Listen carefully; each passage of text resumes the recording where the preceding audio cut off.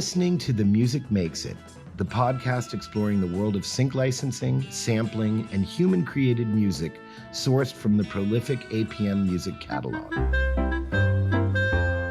Used heavily by some of the best music supervisors and producers in the biz, APM's selection of archival, modern, and original music is unmatched. It's been synchronized and sampled in everything from your favorite indie flicks and albums to Oscar-winning films, Emmy-winning TV, Grammy-winning songs, and some of the most memorable moments in sports.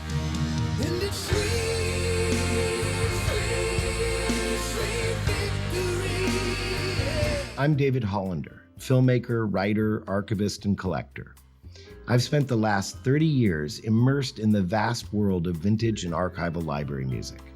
I wrote a book called Unusual Sounds: The Hidden History of Library Music. I'll be your host as we talk to some of the key players at APM, dig deep in the crates for their favorite stories, and nerd out about how music just makes everything better. A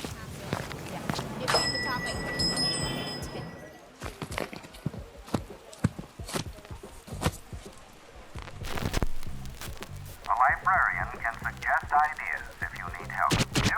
Librarian works with supervisors in selecting library materials.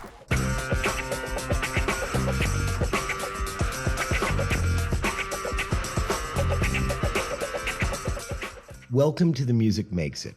I'm David Hollander, and I'm excited for the conversations we're about to have, because if there's anything I love to do, it's dive deep into the world of music synchronization. I'll be chatting with a few folks from APM Music, including Adam Weitz, Vice President of the Film and TV Department and the official in-house sampling expert. Pretty much have been making mixtapes since I was 12 years old and continue to do so today. We'll also hear from Edwina Travis-Chin, APM's VP of Music Strategy and Content. She's helped build APM's catalog to over 1.3 million tracks, the biggest collection in the industry, as well as their amazing search tools. Getting to play with library music every day is just a never-ending adventure. And the VP of Sports Entertainment at APM, Matthew Gutknecht, joins us to talk about how music is essential to the never-ending production schedule of Major League sports. The sports calendar is essentially a production calendar. It just doesn't stop. But first, I'm excited to kick things off with the head honcho himself, Adam Taylor. The fact that something from 1966 could be surfaced like that and new life be brought into it is incredible. He may not have a musical background, but Adam certainly understands and appreciates music's ability to elevate any production, even Star Wars.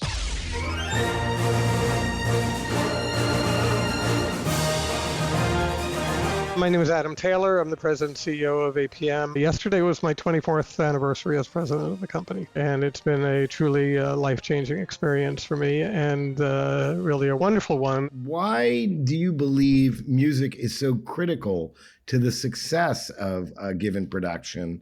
And how do you know when the right music has been chosen? Well, it's the client who knows when the right music has been chosen. Of course, we have experts on staff, and we do everything we can to give them really, really good ideas, and ultimately they have to make a decision. What we do is we empower them with really high-quality choices. And so that's our job. But music is storytelling. They've done anthropological studies. Every single culture in history has developed music. So obviously this is something that is embedded in the brains of human beings, and we can't separate ourselves from it. So it empowers storytelling, and it often signals in programming what to feel.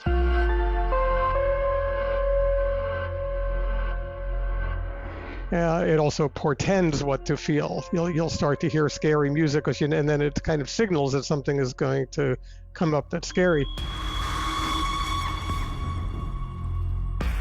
Years ago, we had a scholarship that we were doing where I was presenting our scholarship at a big black tie event, and I had the honor of introducing George Lucas afterwards, who was presenting a much bigger scholarship. But it was interesting what he did. He said he wanted to show people a clip from Empire Strikes Back. He played it for the audience. There were like, 1,000 people in the room, and it had no music in it.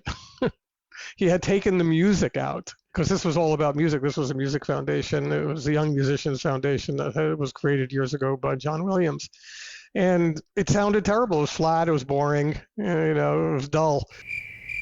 And then he said, okay, now I'm going to play you the version with the music. And it was alive, as we all know. So that was something that's always stuck in my head. One of APM's taglines is human created, human curated. Can you explain the meaning of that? The idea of using prompts to create music and where you don't need any musical capability and you just need to type something in. Personally, I don't think it's good for the culture. And I think that we need and want songwriters and composers continue to not only have a voice, but to be able to make a living from the work, because if they can't, they're going to go do other things. We wanted to emphasize that every single one of our tracks is created by a human being. We do not accept AI generative music.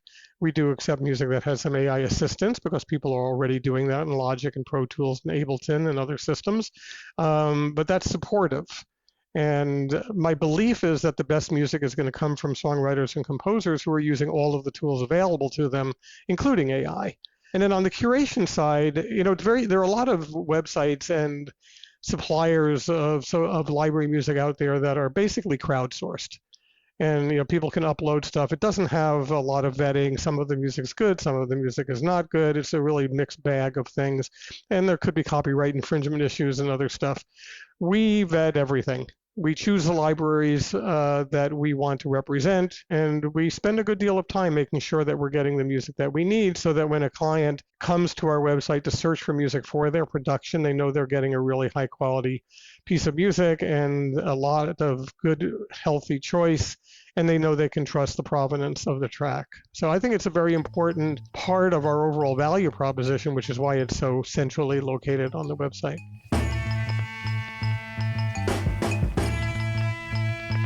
Just a few days ago, a really celebrated music supervisor reached out to me asking for something that, while I have a pretty good grasp of, he wanted an archival track, a pretty good grasp of everything that's there, his question kind of stumped me. And I put it to Edwina. Edwina came back and gave me some tracks and nailed it with the first one. He wrote me back and he was just like, nailed it. Number one. And it was like a testament to, APM and Edwina's, incredible human abilities. Edwina Travis-Chin is our VP of music, and she's been with us for over 35 years. She's considered the best music director in the library business, and she's very, very knowledgeable, and she knows the library very well. So, from the human perspective, if you look at this, you've got, what are the elements that go into this, right? So the first one is the music had to be human created. The second thing is we had to curate it. We had to make sure that we have it. So there's a human creation aspect because we love this track and we pull it into the library. And then there's the search aspect. So in this particular case, it was a human search. And so what we are trying to do, and we know that we can't have a staff of 100 people sitting there all day answering music requests. So we have to use the search engine. We have to empower the search engine. On the algorithm side, with the tags, the meta tags that describe the music, Edwina and I designed the original taxonomy of that with all of the terms, and then we had the libraries tag to that taxonomy, and then we reviewed it, of course, and we also worked on the algorithms to make sure that we were surfacing the things that we felt were most important. So again, a lot of human work went into that.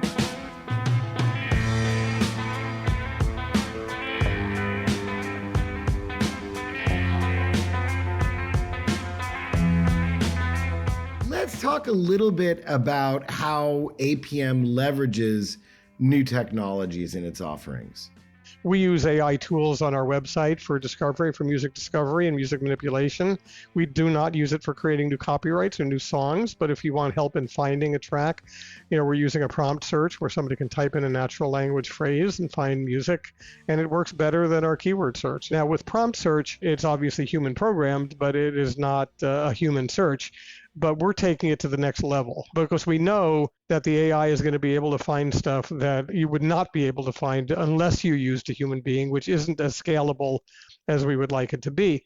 So we have to build in human knowledge into the technology. And that's the next step of what we're doing, where we are combining the intelligence that we have in our algorithms and in our metadata in with the natural language searching. We're using a lot of AI tools in some very, very specific ways, but we only use them if they work well. So one of them is audio similarity. So you can drag a track, or you can pick one of our seed tracks as a seed. You can put a YouTube URL or any other social media URL, and if there's music in there, it'll analyze the music, and it will set back very, very quickly a set of results that are similar from an audio perspective. And then you can click on any of those and find other ones in our website that are similar to that one. You can keep going. So what this does is it allows people, instead of searching with keywords, it allows you to surface music that you might not otherwise have been able to find.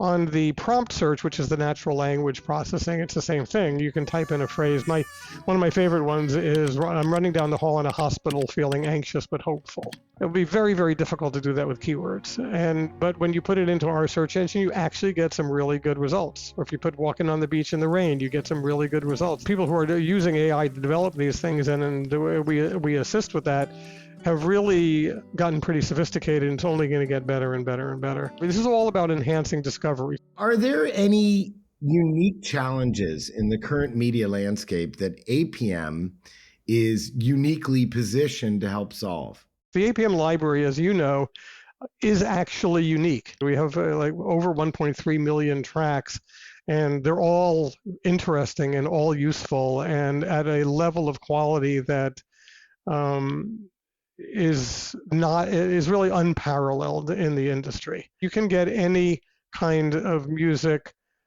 the musical genre known to humankind, in the APM library, going back to the earliest days of the 20th century to songs that emulate styles, the current styles from yesterday.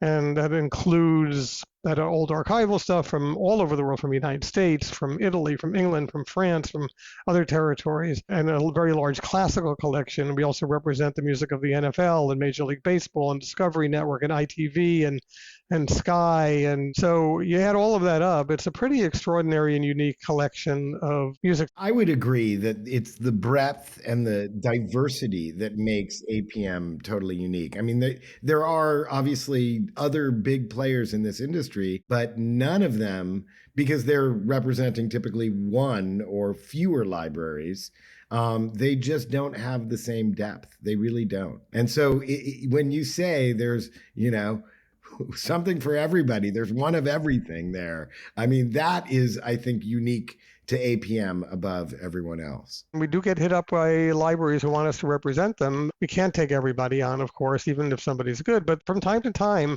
there are libraries that have come into us for us to consider, where our music team has literally begged me to take the library on. And I love that. It means that it's extraordinary and it's going to really impact our clients in a positive way.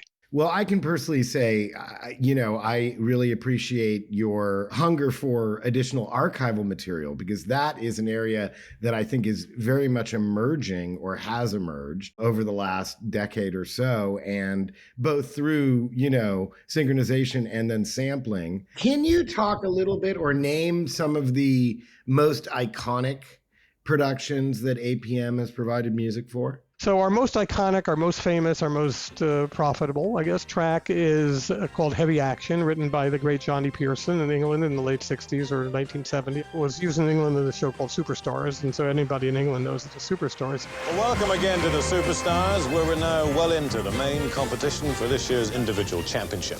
This week we've come to Luton for the first of two heats featuring the current sportsmen. That's the stars of the day. But in 1971 or 72, a relatively new show needed a new theme. It's, I think, in their second year, and they said this is going to make a great theme, and it was the Monday Night Football.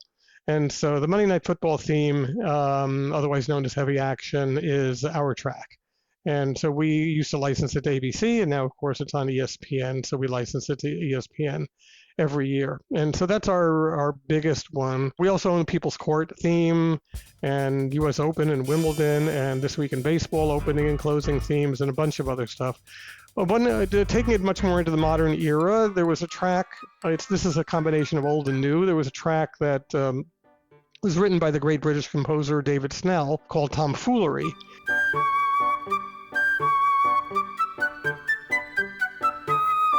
And we did most of the music for SpongeBob SquarePants over the years. And there was a kid, I think he was like a 20-year-old kid just a few years ago, who took the clip, took the track out, did a light remix on it, edited it back into the clip, and posted it up on TikTok. For whatever reason, and who knows what, all this is mysterious, it went viral. There are over 7 million videos on TikTok with that track, and more and more and more all the time. And so the fact that something from 1966 could be surfaced like that and new life be brought into it is incredible. We have a track that we also licensed into SpongeBob in the episode where SpongeBob goes to the Super Bowl, the SpongeBob Bowl. He performs that song, the song called Sweet Victory. The winner takes all. It's the thrill of one more kill.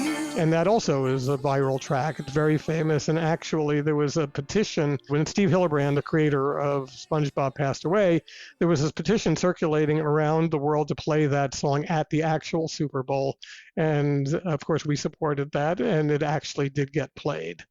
And that's incredible, Tying in with the Super Bowl, you mentioned before sampling. We do a lot of sampling. And we just did a couple of tracks, deal with SZA. We have 2 tracks on the new Black Keys album. We have one with Eminem, many, many more. Kendrick Lamar sang one of our tracks at the Super Bowl this year. It's called Peekaboo. A lot of this stuff that does get sampled is archival, as you know. A lot of these people go crate digging, and they find these gems, and they're beautifully written music, so they sample them in, and if they're going to use them and release them, then they approach us and we do the license. So the fact that we can take something from an older era and we are able to have a new audience appreciate that music in a new way is a very exciting thing to do. A librarian can suggest ideas if you need help.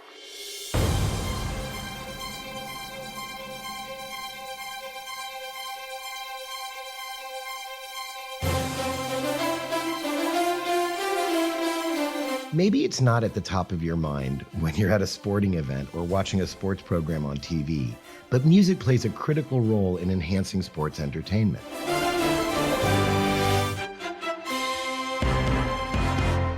From the Monday Night Football theme, to your favorite MLB players' walk-on music, to in-game entertainment that gets the crowd hyped, music can really make sports programming stand out. And we all know someone who only watches the Super Bowl for the halftime show. One person who knows this world very well is APM's VP of Sports Entertainment, Matthew Gutknecht. He's been with APM for almost 18 years, overseeing all of their broadcast relationships with sports teams and leagues. And I know he feels particularly honored to represent one of the most coveted collections in library music, the NFL Films catalog.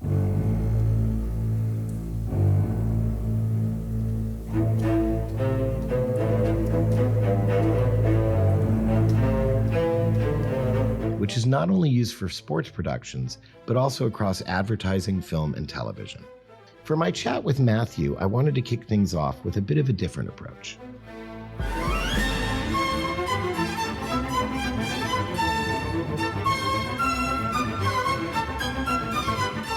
Okay, here's a fun question. If you were about to go up to bat for a Major League Baseball team, what walk-on music would you choose from the APM catalog? I was going through and I was digging through. There were 2 that jumped out to me actually from NFL Films.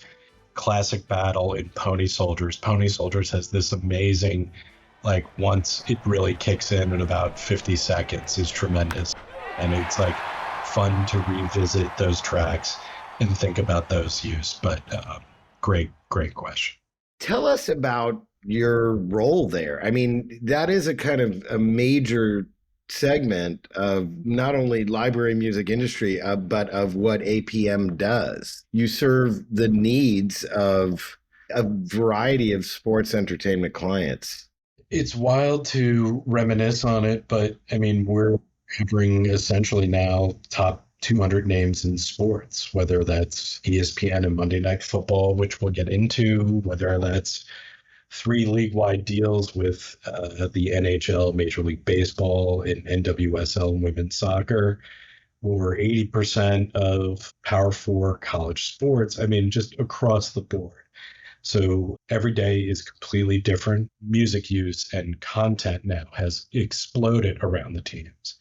And as you can see, with sports being one of the last few things holding the cable bundle together that people actually watch in real time, besides news, politics, and leagues become entertainment companies and like the best reality TV that there is. So, yeah, with that in mind, let's just start with talking about how your team goes about finding the right music for a sports production. We've seen recently catalogs come online that are even catered specifically to women's sports, for example, or hip hop catalogs that have a tremendous amount of Latin hip hop to cater to baseball, for example.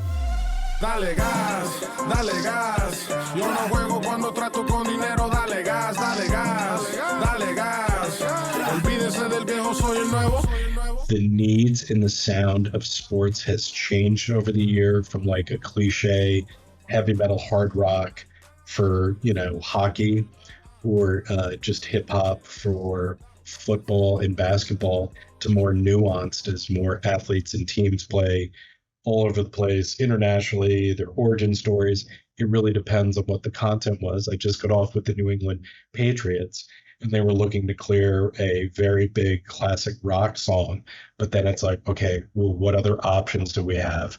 Can we clear it popularly? Can we look for a re-record in our catalog? Or can we maybe write something custom in the same vein? It was a fantastic ask and brief, and I love having those kind of conversations. It's not just one thing. I mean, for each individual client, it's going to be something completely different. Yes, and the type of production and what they're doing. Might be talking to a podcast client about Club Shenane or the new Angie Martinez podcast, and then the Patriots are talking about their open video, and then NHL, we did a lot of work for their Four Nations tournament. I mean, it's wild because the sports calendar is essentially a production calendar, and it just doesn't stop. It is year round. I was talking about that with ESPN, or used to joke, one of my friends, clients, and mentors in NFL Films, big shout out to Christine Black-Reimel. She used to have a teaching job almost like 15 years ago, where it was like, okay, season's done, maybe a little bit stuff for the draft, and then we'll kind of get back to training camp. Now they're cranking out 4 Hard Knocks a year, and there's huge, almost music festival like engagement with the draft and games overseas, and just there is no off season. There is no off season in sports.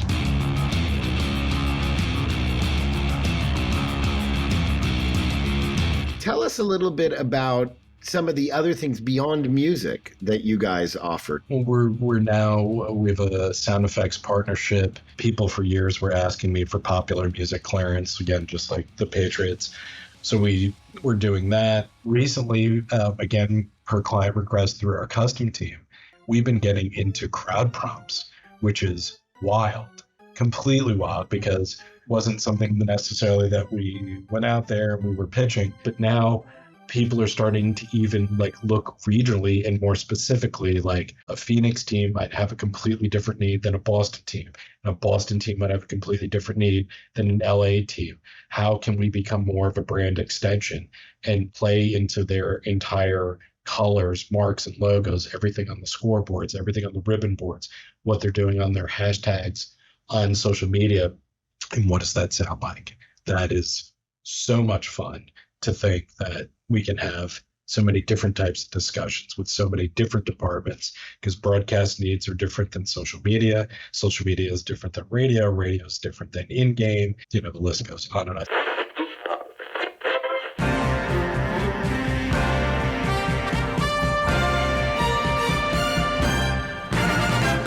So you mentioned NFL Films. Let's talk about that, because they're really interesting. They've always been a kind of industry leader and really unique in their sort of sovereignty. I mean, it is the crown jewel of all sports entertainment music. I feel a tremendous custodial responsibility for that catalog.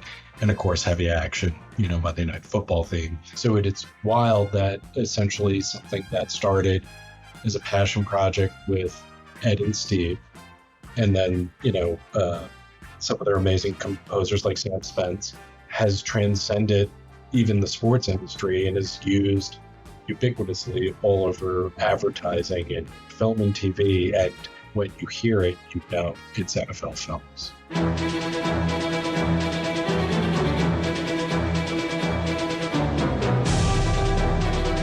It actually goes beyond sports. That to me is kind of really interesting too. It's funny, again, same thing like heavy action. You might hear it in a Doritos commercial or in a greeting card or in a video game. The same thing with the NFL Films catalog. It's high quality music at the end of the day, and whether people are looking for a direct on-the-nose association or not depends on how they use it. Are they using it specifically to evoke that sports connotation? Are they trying to be ironic? How are they placing it? How are they editing it? And what's the intention? But yeah, it is used across all of our industries, not just sports, film, TV, advertising, corporate, you name it, video games, online media.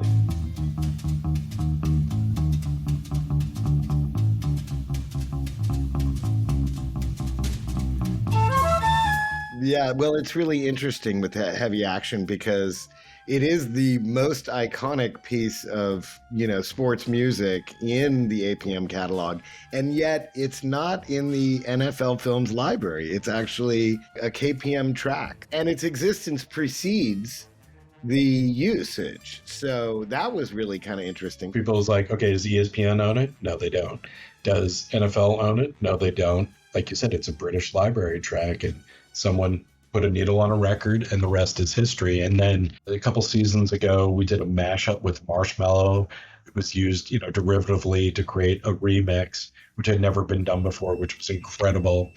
And then we get the brief, some cartoon IP, and we're doing something special for this particular cast, which was very successful in my mind of drawing different casual fans into the NFL, ESPN world. We were commissioned by ESPN to put together a new version of Monday Night Football, heavy action, for the Simpsons cast. And the Simpsons cast is kind of wild, where a football game was played on Disney Plus in Springfield. First, the Adams and whoever else, and they had all the animated characters that were transposed over the NFL game. And for the lead-in, it wasn't the traditional version, the OG version of heavy action. It was a completely new rearrangement composition done by a live orchestra in Esplanade Studios in New Orleans. Very similar feel and homage to the Simpsons theme.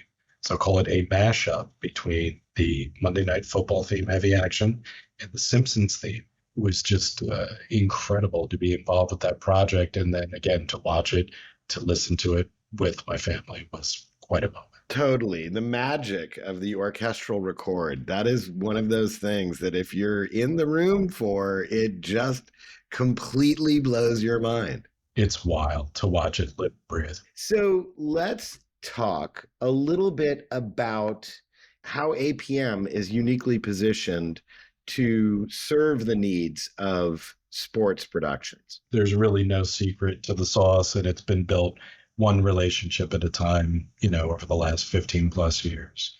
Two, size of the catalog covers a tremendous amount of needs with its variety, with its depth, and also it's constantly refreshed. So we're able to simply keep up with people's needs, keep it fresh, stay on trend. And then the big one that I really emphasize with my team, and of course to all my clients, is service, service, service.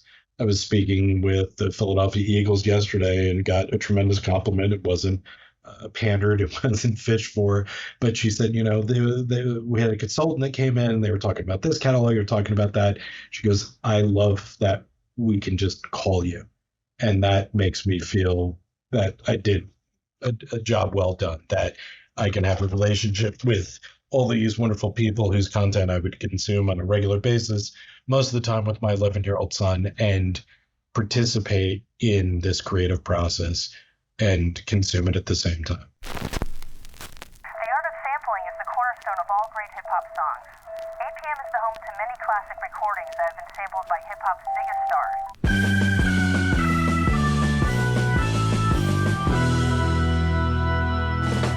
Woman, Next up on deck, I'm excited to have Adam Weitz here with us. Adam has had a very interesting career that has taken him from composing and music supervision to synchronization and sampling. He's VP of APM's Film and TV department, and he's responsible for spearheading their new sampling website, which showcases some of APM's samples used in iconic pieces of music, from Grammy-winning tracks to Super Bowl halftime hits.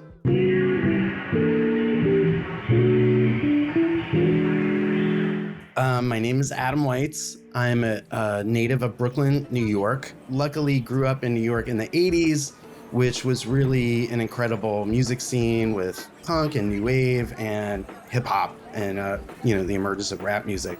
So, pretty much have been making mixtapes since I was 12 years old and continue to do so today.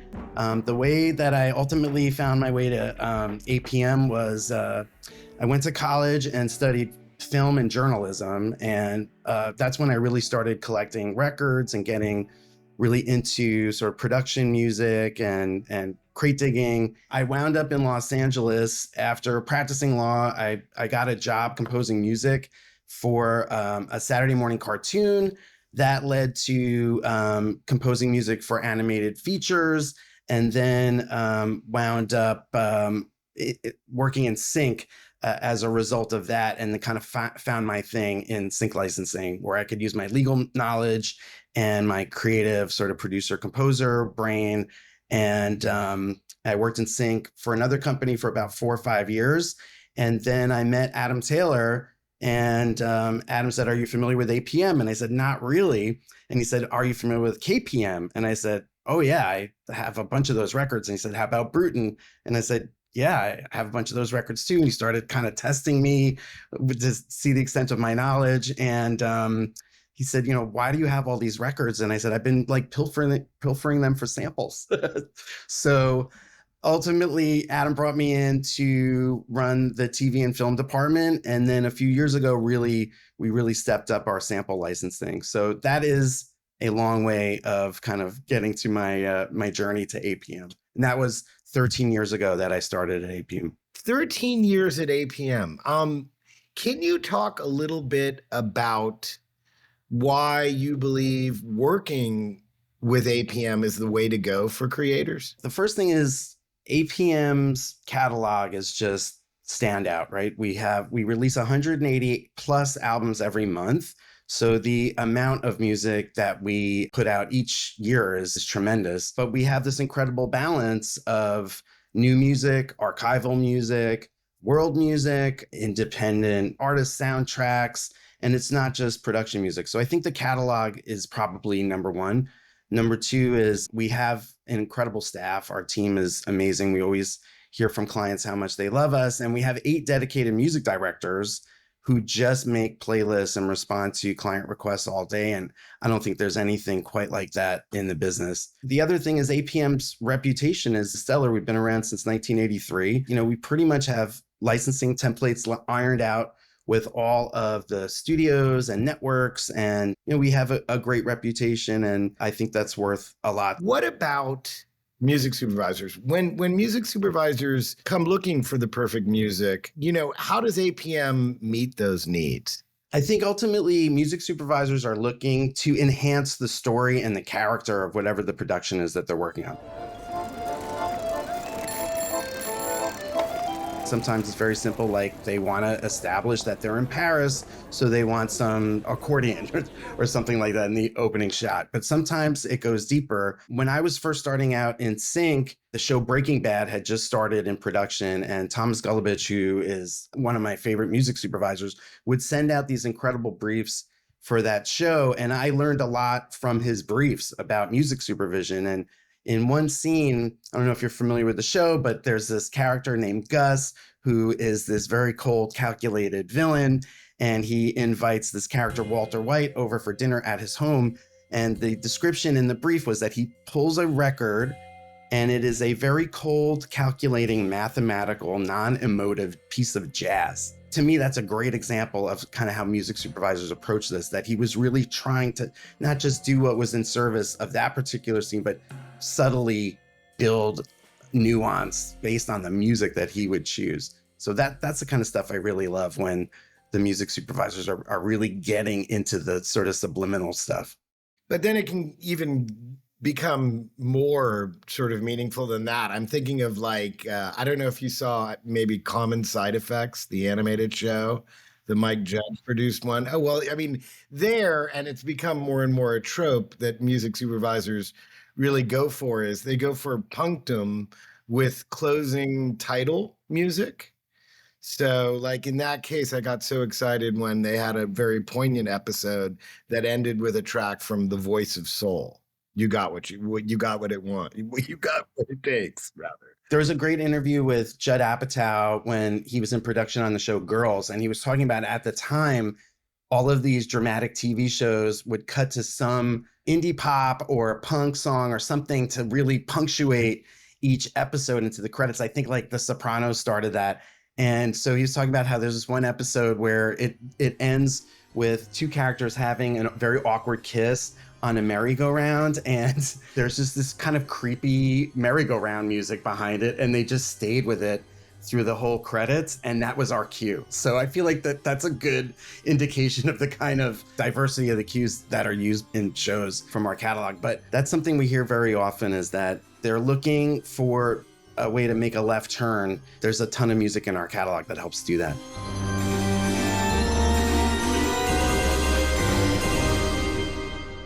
Some recent highlights have included The Bear, White Lotus, Anora, A Complete Unknown, and APM music is obviously always winding up in Oscar-nominated films. Can you speak about any of those projects or any other kind of particular projects that stand out in your mind? So we also do these blanket deals with networks and studios. And in this case, we have a deal with HBO for unlimited music in their content and marketing.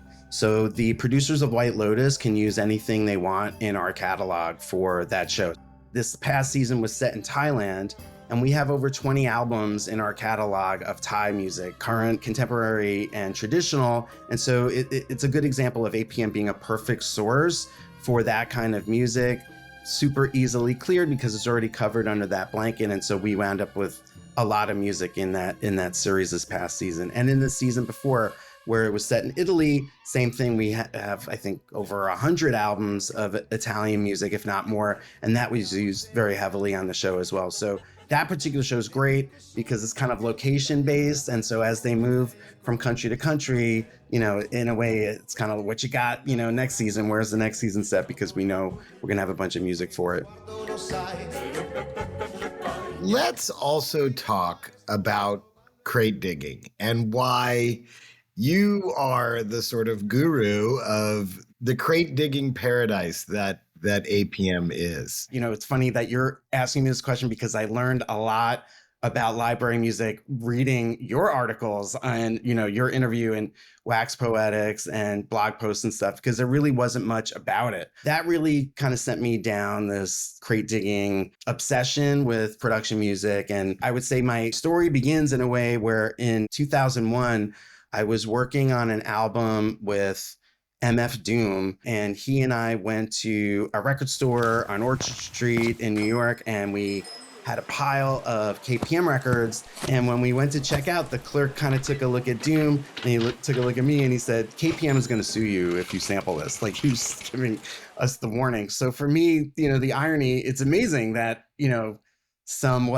20 plus years later, I'm the guy licensing samples from KPM and all these other libraries, when at the time we really couldn't get them cleared. So several years later, Doom wound up working with Danger Mouse on an album called Danger Doom. 60-70% of that entire album is built on samples from the APM catalog. So in that case, it's a great example of really made some incredible beats that were all very easily cleared on that MF Doom record, which is arguably one of his best. But even on Mad Villain, Madlib sampled Hula Rock on Meat Grinder, which is one of the best songs on that album. And that's another APM sample. So personally, I love the fact that there are at least 15 or so MF Doom samples in the catalog that APM was able to clear. So yeah, that delights me. So in terms of sampling, why is it easier for, let's say, a given sample-based music producer to work with APM than anyone else? The first thing is we're coming at it from a very collaborative perspective. This is not going to be a punitive process like it used to be. Like, we really want to support what you're doing and do it in a cool and fair way. So we make sure that our original artist is going to get paid and get a fair writer share of the new work, but we want to make it very easy. And we're not looking to do these sort of one-off punitive licenses. So that's number one. Number two, music is really easy to clear. In most cases, we don't need any other approvals. In some cases, we do. Usually there's very little friction, and I don't think I've been involved in a sample clearance that was denied for any creative reason. Well, co-publishing is key. I mean, obviously, there's a lot of other music providers who are not open to co-publishing. Yeah, our typical deal, we're going to analyze how transformative the sample is and how important it is to the new song. In some cases, it's just creative edit. The first song on SZA's last album, called No More Hiding, they took our sample and did not add anything to it. They just kind of cut it up and sped it up in a way to support her vocal. It worked wonderfully. It was pretty cool how restrained it was. So it doesn't always have to be, put through the mill. But, that's a good example of something that was really transformative in that her performance over it just really brought it to a new level. There's also this patina on these old analog recordings that I think give it an incredible depth. I think Brian Eno once said something like, it's the flaws in technology that give it its character, like, the color saturation on Super 8. You can hear that in a lot of these library records. It just comes with a lot of character, a lot of warmth. It just works.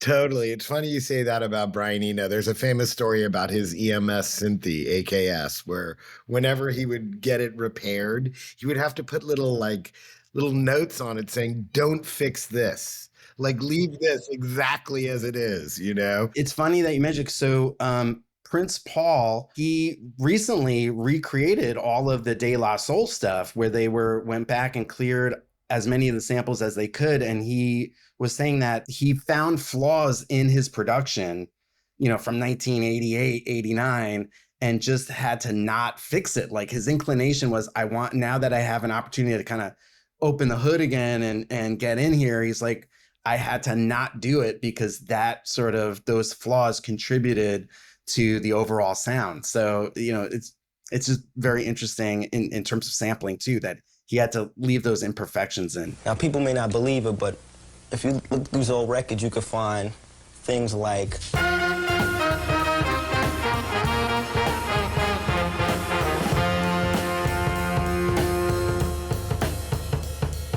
talk about the feeling that you get when something sampled from APM's catalog, goes the distance. Like in the case of the Black Keys. Oh, it's the best. That happened so organically too. So another hero of mine, Dan the Automator, was just kind of having lunch with him at Parks Barbecue in Koreatown. Asked him, what are you working on? He said, I'm working with Beck on the new Black Keys album. And I said, are you going to use samples on that? He goes, hey, I don't know. Send me some Northern Soul. Let's see what we could do. So one of my colleagues from our music team, the great Mark Gracious, sent Dan like 15 Northern Soul tracks from our catalog. And then about 2 months later, I was like at Costco on a Saturday with my kids, and I got a call from Automator, and he's like, hey, I'm in the studio with the Black Keys. Say hi, guys. Hey. And we have 2 of your songs temped into Black Keys songs on this new album. And, it was kind of playing it over the phone, and I was like, holy crap, this is incredible. They really did right by them and elevated them. So to answer your question, it absolutely delights me and warms my heart when we're taking, a piece of production music that really doesn't get the respect that it deserves. Like, production music is, a lot of films, they don't even credit us. So to take a piece of music like that and really elevate it to not just a great song, but then a song that gets nominated for 2 Grammys, it's wonderful. And also to see that composer, in this case, Richard Meade, get the respect that he deserves and the validation that he deserves. I mean, he's co-credited 20% writer alongside Beck, Automator, and the Two Black Keys. Like, that's an absolutely wonderful thing. So it delights me.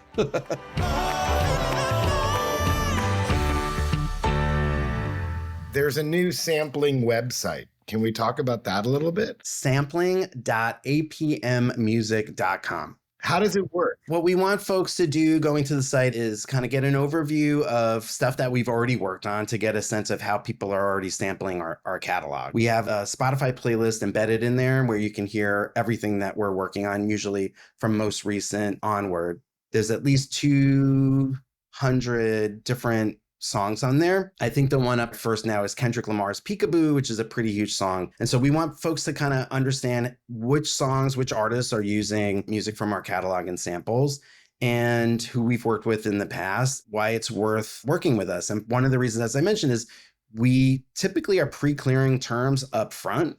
So we may take, X% of writer share, X% of publishing, and a modest upfront fee. In some cases, we're able to waive that upfront fee. We're really trying to get the message out there that we really want to be collaborative, and it's sort of a win-win. Like, we get to hitch our wagon to Kendrick Lamar or SZA or the Black Keys, and they get this incredible wine cellar of fantastic music to, be inspired by and work with. So the website is, in essence, to kind of give an overview of what we're doing. And typically I'm sharing that with managers and producers. I think that you've been really kind of part of a paradigm shift, away from the idea of let's be punitive. In fact, let's open access and let's make this stuff available to anyone who wants to use it. It's kind of a fine line, right? Because on one hand, if the music is not cleared and the song blows up and becomes successful, like, we have fiduciary duty to our libraries and our artists to make sure that they get their cut. But at the same time, if I am proactively evangelizing the catalog, like, I'm going to make the terms very fair so that everyone feels like they're winning. Working with samples especially, you could really do whatever you want. My dream collaboration is Avalanches. Like, Since I Left You was just a formative album for me. I think it's a masterpiece, and there's been nothing like it since it was released. So my dream is to get those guys into the APM catalog and do like another Since I Left You with the 1.3 million tracks that we have. So that is my goal. Well, thank you, Adam. And I will say, I'm really kind of enthused about what we talked about the last time. And I think that the idea that, commercial reissues of stuff, because as I've argued, as you said earlier here, it really would appear to be endless, the amount of archival library that exists that has not been heard. It has not been rescued.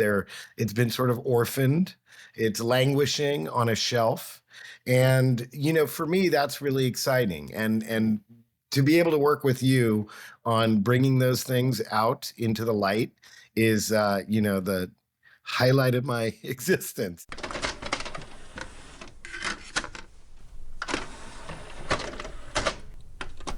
Music. Librarian works with supervisors in selecting library materials.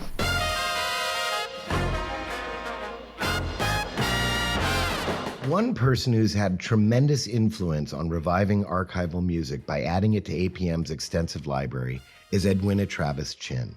I've been lucky to have known her for many years. In fact, she remembers when I would come into the APM offices to scour their LP collection for hidden gems. She might be one of the only people I know who's as much of a library music nerd as me. I remember we would have to haul out the record players every time we knew you were going to be coming into the office, because that was what you were there for. You only wanted to listen to the LP collection. Yeah, I remember actually a time when I was there listening to the LP collection and there was an earthquake and everyone left. And finally someone came in and said, "Are you going to leave too?" And I was like, "Do I have to?" I can completely see you going, well, what? It's over. I can keep listening to LPs, right? So let's get into this.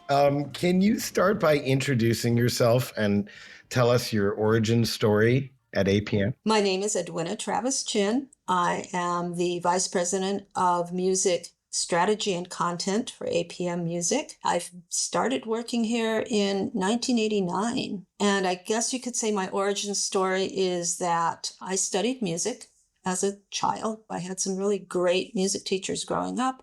I wanted to follow in their footsteps, and I did that for about 10 years and got an opportunity to actually get into doing music rights and clearance, which is another long roundabout story. In the course of doing that, I would find myself sometimes going to APM because the client I was working with either couldn't afford the piece of music that they wanted to use, or their budget, didn't allow for them to license a really expensive piece of music. And they would come to me and say, well, can you help us out? And I'd say, well, we have these libraries we work with, APM being one of them.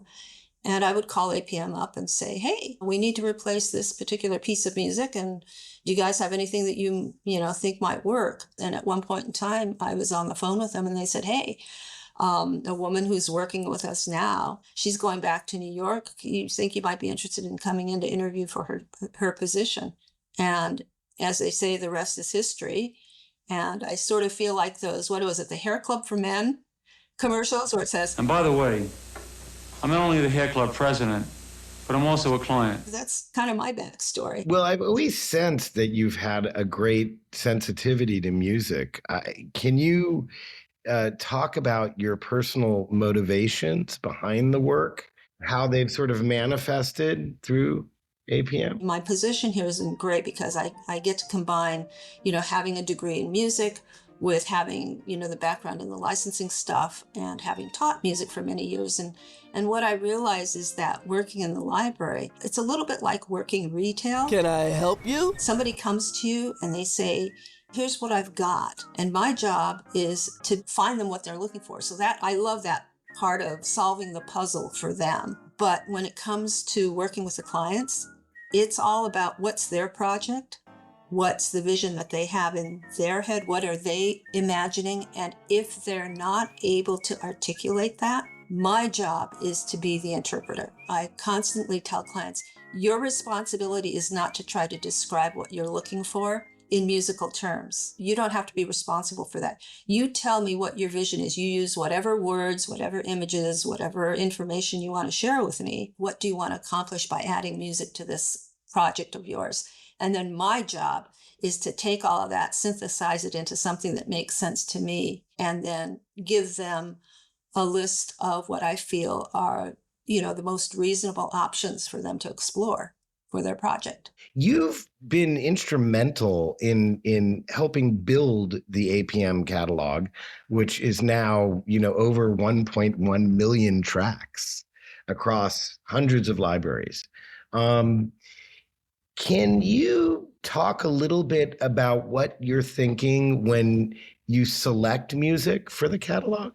I wouldn't take full credit for the building of the catalog. We acquire certain libraries because our corporate owners acquire content and they say, oh, well, we now own this, so therefore you're going to represent it. So there's that part of it. But for all the sort of independent catalogs that we brought on, it really all boils down to, is the quality of the music there? Is there a really interesting story behind why we might want to represent that library? With the understanding, of course, from the library owners that they've got such a niche product. I mean, let's face it, we have this really amazing library from Transylvania. Do we get calls for Transylvanian music or even arrangements of? No, we don't very often, but it's such an interesting story. The fact of the matter is somebody asks for it, we can say we have it. But in general, is it something that we know our clients are going to be looking for? Is it something that's going to enhance the collection that we have? Which again is why we take on, some of these niche libraries. How does APM's music direction services work? We have a team of 6 people whose full-time job is to take in requests from our clients and find them the music that they want. I mean, it's as simple as that. And the requests come in for anything from, I have a song that I need to replace, to here's the setting and what do you recommend? Or they might be very specific in terms of, I need a piece of music that is within this beats per minute range, and it needs to be this genre, and it has to focus on, this type of mood. Or it might be a song where it has to have specific lyrics. Or sometimes it might be somebody says, I'm working on a series and I just need a ton of playlists for these general styles of music that we know we're going to use. So then how do you select the perfect track for somebody coming to you with their project? You know, I have to say, David, that perfect is in the ear of the beholder. Picking the perfect track is partly setting aside your own ego. My call is, in terms of finding the perfect track, provide a client with the pieces of music that I think most accurately encapsulate the vision of what they have for what they want the music to do for their particular project. And so with that in mind, how does the process actually go, and what technology are you using to do it? We have a very robust website, create projects and playlists on the website, and we can digitally send those out to our clients. You can send them streaming links, so we can send them download links. So the mechanism of it is that we get a request in, we create a playlist, we pull in the tracks that we think are going to be best for that project. We send those out to the client, and sometimes we get feedback, sometimes we don't. And the client is able to then take that music right away and listen to it, listen to alternate versions of that track, because you have that ability to do that on our website, and download the tracks they need.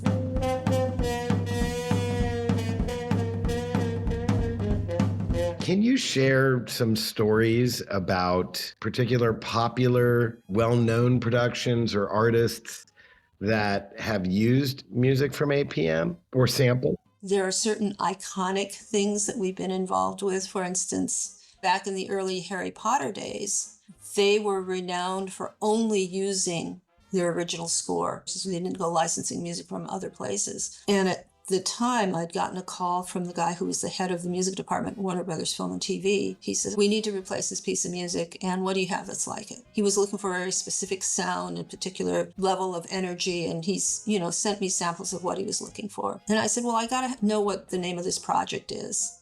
And he says, well, we'll call it Radiator Blues. And lo and behold, I forget exactly which Harry Potter movie it was. I think it might have been Prisoner of Azkaban, comes out.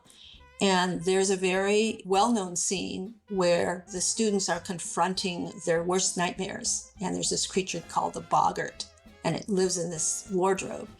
And Professor Snape puts on this piece of 30s jazz that plays while it shows this montage of the kids going up and vanquishing their worst nightmares. And it's a piece of our library music. I would say that it's always kind of fun sitting watching television and having an ad or a television show come up and you go, oh, that was our music. Or even going back and watching old television shows. And it's always amazing to hear how much of our music is in it. It's amazing just how prevalent the usage is. I've been amazed to learn recently how much of APM's music, and especially since as we've acquired more and more archival content, how many of these libraries that we now represent were used so extensively through all the old Hanna-Barbera films. It's amazing. And then you have certain, filmmakers working today who've leaned into library music pretty extensively. People like Quentin Tarantino. When people ask us, well, what's a piece of your music that maybe I will have heard before? We can say, well, you've probably heard Funky Fanfare in the Quentin Tarantino Coming Attractions.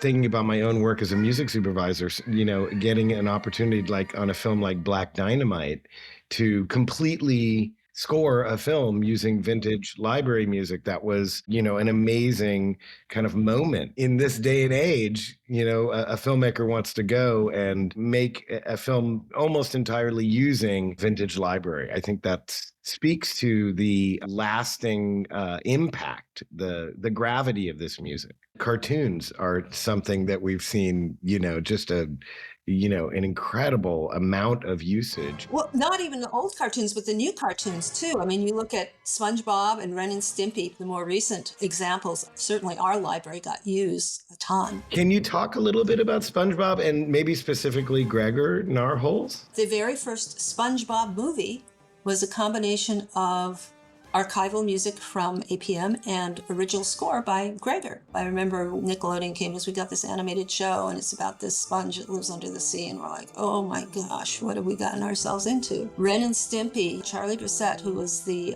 editor on that show, made extensive use of library music for Ren and Stimpy. Gregor has some of the best orchestral music in APM. He is a really brilliant composer.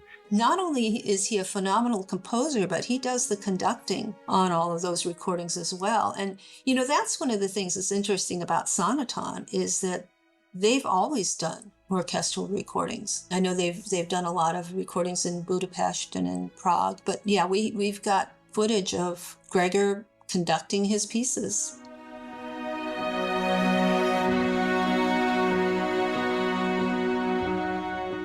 Oh, that's amazing. So do you want to talk a little bit about The Big One and its sort of iconic use? Well, The Big One, which is off of one of the Themes albums. Drama Suite Volume 1 and Drama Suite Volume 2.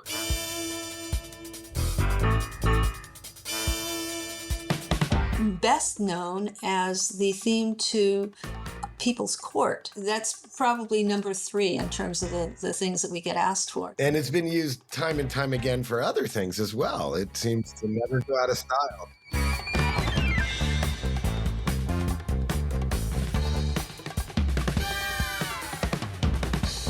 You talk about the things that are kind of fun is when a client will call up and they'll say, you know, I'm looking for something that sort of sounds like the People's Court theme. And I've been able to say, well, would you like to actually use the People's Court theme? Because that's a piece of library music. It's fun. Getting to play with library music every day is just a never-ending adventure. You know, there are things that you discover that you're like, I can't even fathom how anybody would ever use this piece of music.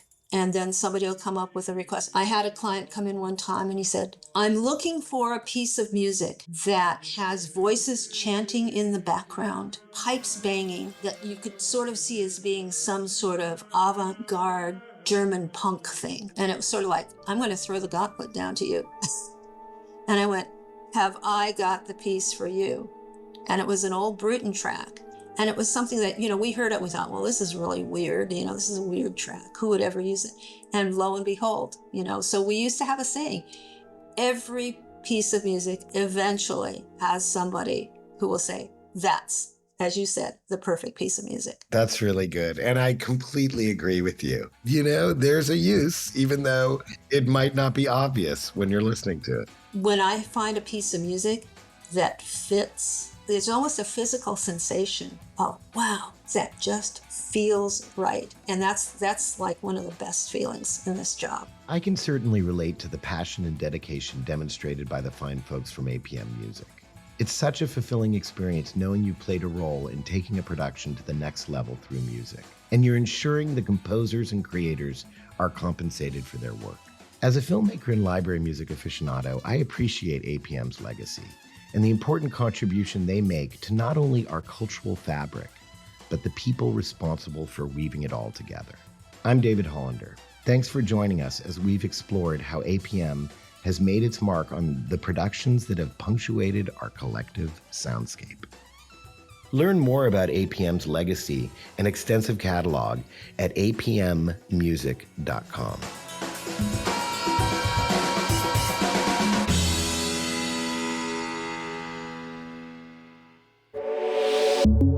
Another Everything Podcast production.